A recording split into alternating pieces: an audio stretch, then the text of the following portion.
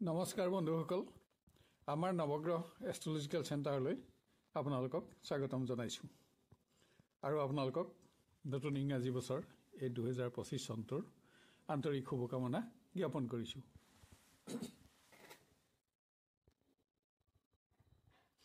নতুন বছৰটো আপোনাৰ সকলো দিশতে সুখ, সমৃদ্ধি আৰু সফলতাৰে পৰিপূৰ্ণ হওক।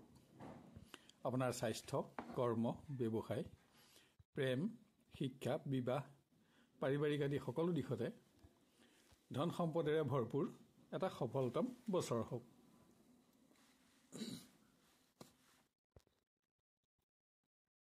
আপুনি চাই আছে ইংৰাজী নতুন বছৰ 2025 চনৰ তুলা ৰাশিৰ বাৰ্ষিক ৰাশিফল।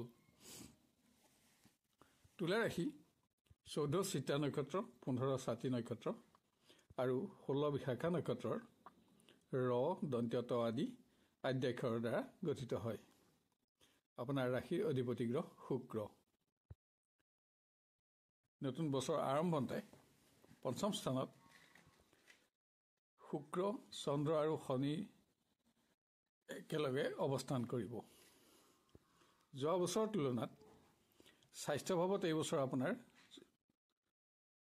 যথেষ্ট উন্নতি আহিব, যদিও মে' মাহৰ শেষলৈকে বিশেষ উন্নত বুলি ক'ব পৰা নহয়, কিয়নো মে' মাহলৈকে বৃহস্পতি, শুক্ৰ আৰু শনিৰ অৱস্থানৰ ফলত আপোনাৰ স্বাস্থ্যত বিষ বেদনা, উদৰ ৰোগ প্ৰভৃতি সামান্য সমস্যা অনুভৱ হ'ব পাৰে।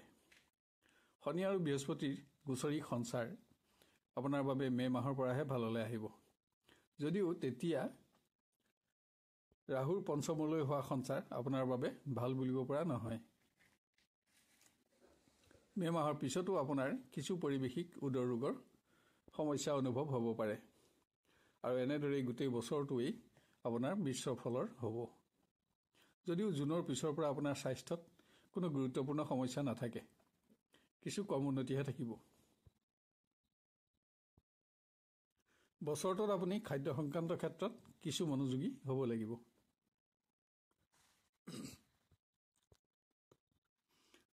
মাৰ্চ মাহলৈকে কৰ্মক্ষেত্ৰত সহকৰ্মী আৰু প্ৰতিদ্বন্দ্বীৰ দ্বাৰা আপোনাৰ মানসিক পৰিশ্ৰম কিছু বঢ়াৰ আশংকা থাকিব, কিন্তু মাৰ্চৰ শেষত শনিৰ ষষ্ঠ ভাৱলৈ আৰু মে' মাহৰ মাজভাগত বৃহস্পতিৰ ভাগ্যভাৱলৈ হোৱা সঞ্চাৰ সম্পূৰ্ণ আপোনাৰ পক্ষত আহিব। তেতিয়া কৰ্মক্ষেত্ৰত আপোনাৰ শত্ৰু আৰু প্ৰতিদ্বন্দ্বী নাথাকিব আৰু এনে ব্যক্তিৰ লগতো আপোনাৰ বন্ধুত্বহে স্থাপন হ'ব। তেতিয়া আপোনাৰ নিৰ্ণয়সমূহত সকলোৰে সমৰ্থন আৰু সহযোগিতাও থাকিব আৰু জ্যেষ্ঠ বিষয়াৰ লগতো আপোনাৰ সুসম্পৰ্ক গঢ় লৈ উঠিব। মে' মাহৰ পিছত যোগ্য কৰ্মচাৰীৰ পদোন্নতি আৰু ক্ষমতাও বৃদ্ধি পাব, আৰ্থিক উন্নতি বাঢ়িব। সকলো ফালৰ পৰা আপোনাৰ সন্তুষ্টি, সফলতা আৰু কৰ্মোন্নতি থাকিব আৰু বছৰৰ শেষলৈ এটা সফল বছৰ অতিক্ৰম কৰি আপুনি সুখী হ'ব।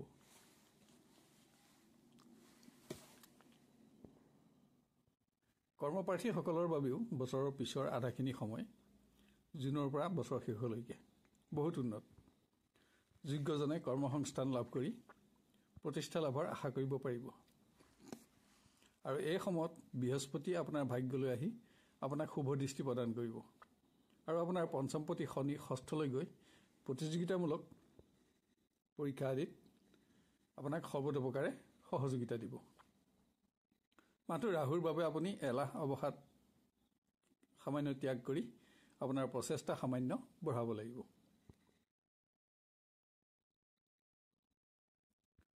শিক্ষাৰ ক্ষেত্ৰত মাৰ্চলৈকে সময়খিনি আপোনাৰ বাবে অনুকূল বুলিব নোৱাৰি, কিন্তু এপ্ৰিলৰ পৰা আপোনাৰ ভাগ্যলৈ বৃহস্পতিৰ আগমনৰ ফলত সকলো দিশতে আপোনাৰ ক্ৰমোন্নতি আহিব আৰু জুনৰ পৰা শিক্ষাৰ পৰিৱেশ সম্পূৰ্ণ আপোনাৰ নিয়ন্ত্ৰণত ৰাখিব পাৰিব।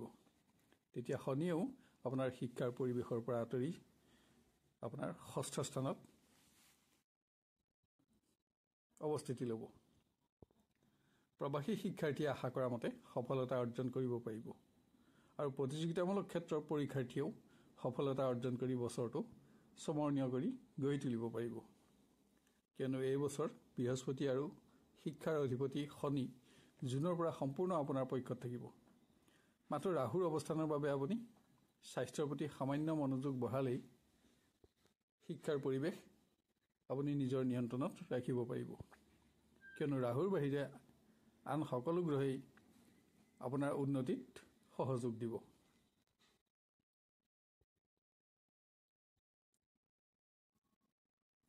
প্ৰেমৰ দিশত এপ্ৰিলৰ মাজভাগলৈকে আপোনাৰ ৰাশিৰ পৰা পঞ্চম ভাৱত শনিৰ প্ৰভাৱ অব্যাহত থাকিব আৰু সপ্তমপতি আপোনাৰ মংগল দশম ভাৱত নিজ ক্ষেত্ৰত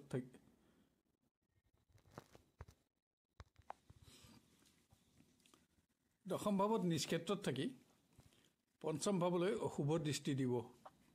সেইবাবে এপ্ৰিললৈকে সময়খিনি আপোনাৰ বাবে ভাল বুলিব পৰা নহ'ব। মে' মাহৰ পৰাহে দিনবিলাক আপোনাৰ পক্ষত আহিব।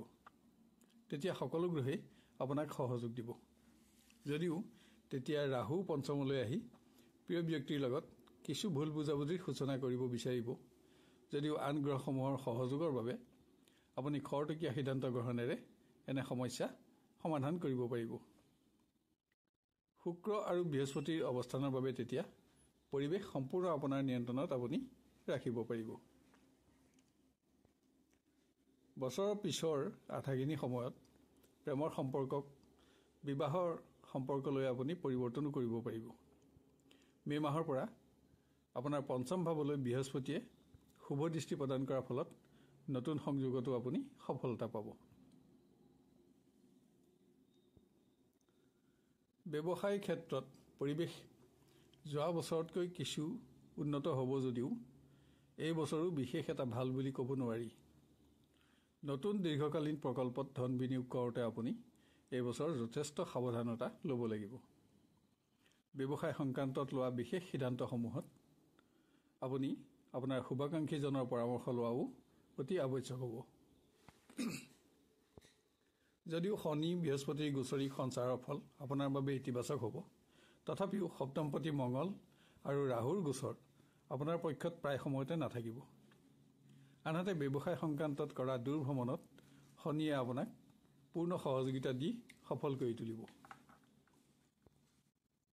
ব্যৱসায় ক্ষেত্ৰত সফলতা বঢ়াবলৈ আপুনি মাজে মাজে শ্ৰী গণেশ মন্দিৰ দৰ্শন কৰিব। আৰ্থিক ক্ষেত্ৰত নতুন বছৰটোৰ প্ৰথম 5 মাহমান আপোনাৰ বাবে মিশ্ৰিত ফলৰ হ'ব। আপোনাৰ ধনকাৰক গ্ৰহ মংগল আৰু বৃহস্পতি এপ্ৰিললৈকে ভাল নাথাকে। ফলত আৰ্থিক ক্ষেত্ৰত উপাৰ্জন ব্যাহত নহ'লেও আপোনাৰ সন্তুষ্টি কমিব আৰু খৰচো বাঢ়ি থাকিব। কিন্তু এপ্ৰিলৰ পৰা মংগল আৰু বৃহস্পতিৰ গোচৰ সম্পূৰ্ণ আপোনাৰ পক্ষত আহিব।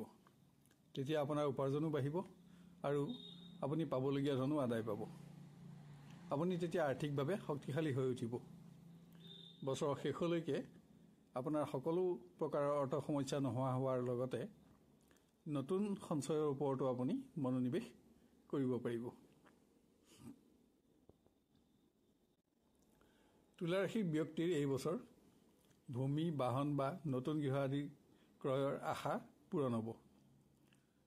আপোনাৰ কৰ্মস্থানত মংগল আৰু আপোনাৰ ভাগ্যস্থানৰ স্থানত বৃহস্পতিৰ অৱস্থান আপোনাৰ বাবে বহুত উন্নত থাকিব। বছৰৰ প্ৰায়খিনি সময় শুক্ৰৰ অৱস্থানো ভাল থাকিব।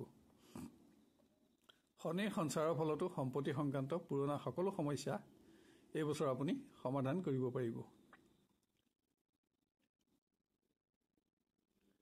পাৰিবাৰিক পৰিৱেশো এপ্ৰিলৰ পৰাহে উন্নত বুলিব পাৰি। মাৰ্চলৈকে শনিৰ প্ৰভাৱ আপোনাৰ পৰা দ্বিতীয় স্থানত অব্যাহত থাকিব আৰু সেইবাবে আপোনাৰ নিৰ্ণয়সমূহত আত্মীয় লোকৰ সমৰ্থন নাথাকিব। কিন্তু এপ্ৰিলৰ পৰা দ্বিতীয় স্থানত থকা শনিৰ প্ৰভাৱ একেবাৰে নাথাকে আৰু পঞ্চম স্থানলৈ বৃহস্পতিৰ শুভ দৃষ্টি বৃদ্ধি পাব। শুক্ৰ গ্ৰহও ষষ্ঠ ভাৱত উচ্চ ক্ষেত্ৰত থাকি আপোনাক সকলো ক্ষেত্ৰতে সমৰ্থন দিব। এই গ্ৰহসমূহৰ বাবে আপোনাৰ সকলো দিশতে সহায়ক হ'ব আৰু ফলত পুত্ৰ কন্যাৰো সফলতা বৃদ্ধি পাব আৰু তেওঁলোকৰ সৌভাগ্যটো আপুনি গৰ্ব অনুভৱ কৰিব পাৰিব। আৰু শেষলৈ আপুনি এটা স্মৰণীয় বছৰ অতিক্ৰম কৰি আনন্দিত হ'ব পাৰিব। এইবছৰ আপুনি অশুভ ফলসমূহ নোহোৱা কৰিবলৈ প্ৰত্যেক মাহত এবাৰকৈ হ'লেও বৃহস্পতিবাৰে বিষ্ণু মন্দিৰ দৰ্শনৰ অভ্যাস কৰক। পুনৰ আপোনাক নতুন বছৰৰ আন্তৰিক শুভকামনা জ্ঞাপন কৰিছোঁ। নতুন ইংৰাজী বছৰটো আপোনাৰ সুখ সমৃদ্ধি আৰু সন্তুষ্টিৰে ভৰপূৰ হওক। ধন্যবাদ।